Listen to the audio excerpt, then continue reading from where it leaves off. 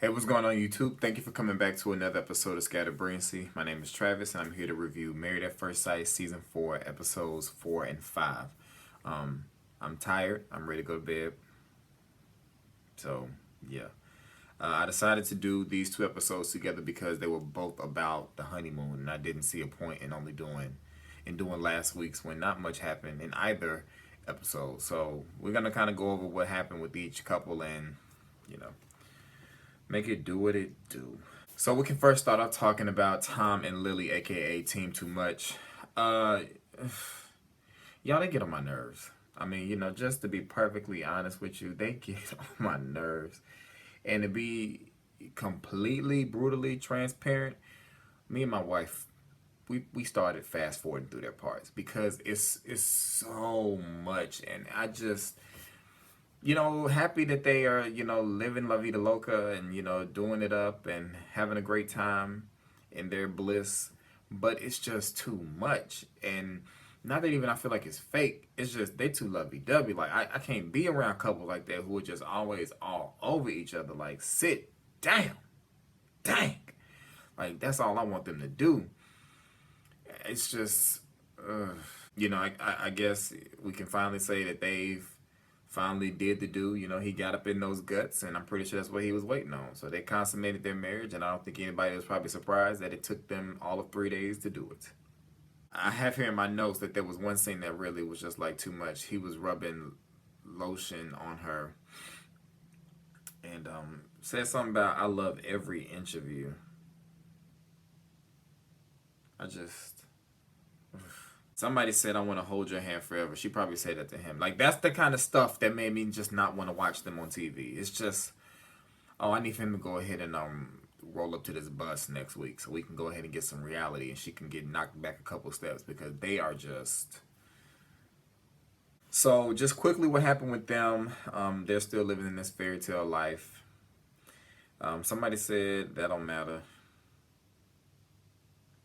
The only issue that they ran into was he was saying something about people buy things that they think are going to make them happy, kind of sort of like a materialistic type of judgment on those kind of people, and she took offense to that because at some point or another she told him that she had a nice car, and she felt like he was talking about her.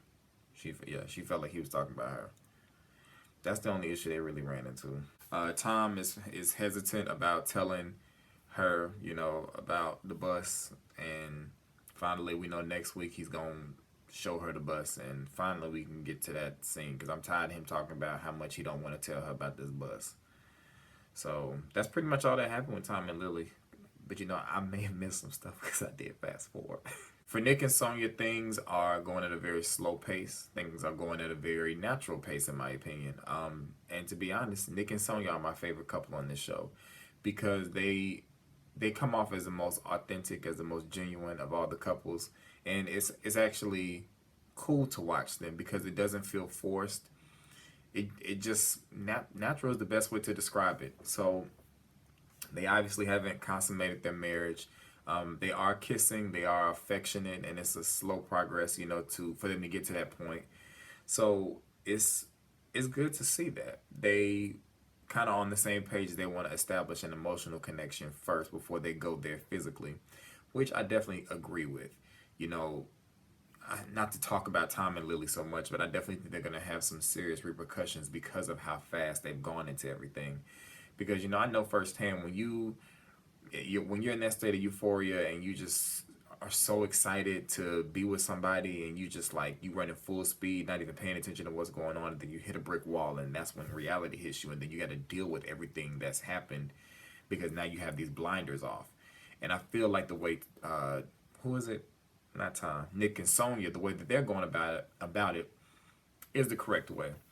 The only minor issue they had was all the couples are doing pillow talk at night where they're asking each other different questions and trying to answer honestly just to better get to know each other. And Tom, and his name's not Tom, Nick. His name is Nick, right? Yeah. Nick answered something. He said something about he liked the pace that they were going at with their marriage, and she kind of overanalyzed his answer and thinking that he was trying to say in a roundabout way that she was forcing or like pushing them to go further or something. She overreacted to his answer, and eventually she came around to realizing that she overreacted. So that was the only issue that they had. But that was also good that they had it, in my opinion, because that helped them to understand each other, and he was able to kind of understand, okay, she overanalyzes things, and she even admitted that that's how she is, that she does overanalyze things. So it's good that she knows that.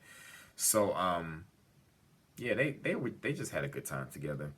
They went salsa dancing, they kiteboarding, they rode ATVs, just all around a really fun couple to watch. And if I'm having to make wagers, I would put money, maybe about 50 cent, on that they probably will stay married come the final episode. If things continue to go the way that they're going, I think they'll make it. I think they'll be kind of like, it's like two couples from season 1 who are still together. I can see them making it further and making it far. And we come to Heather and Derek, the David and Ashley of this season.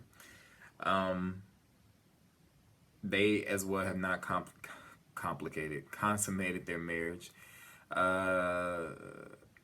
Things initially started off okay with them, and now things just suck, to put it all in a nutshell. Heather started off having an issue with the fact that he gambles and the fact that he smokes. She originally said, I think I might have said this in the last video, that she talked about she could be with someone who smoked occasionally, but occasionally is a subjective word. And she stated at some point during, I think, last week's episode that he had smoked a whole lot since they had been in, I think they're in Puerto Rico, that he had smoked a lot. So that was an issue for her.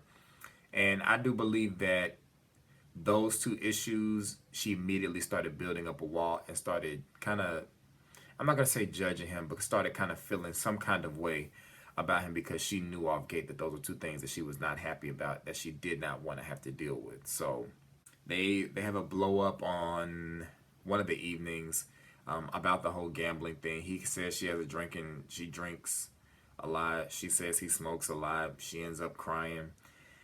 They wake up the next day and they go surfing and try to make the best of things, and things seem to be going well. And then Derek, what's his name? Is his name Derek?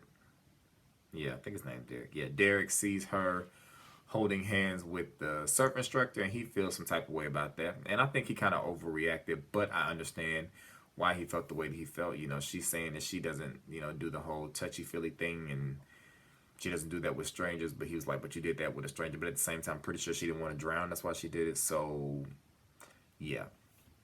So they did that, and then they took a trip to the Cave of Wonders out of Aladdin, and that seemed to be going well. And they didn't necessarily do their pillow talk, but they did a moment where they were kind of asking each other questions, and that was going well up until it was time to leave. And Ashley, that's not her name, and Heather ditched him in the Cave of Wonders, and that pretty much just sent them on a downward spiral for the remainder of their honeymoon, it seemed like. And they were just arguing about any and everything. She says he's acting like a little kid.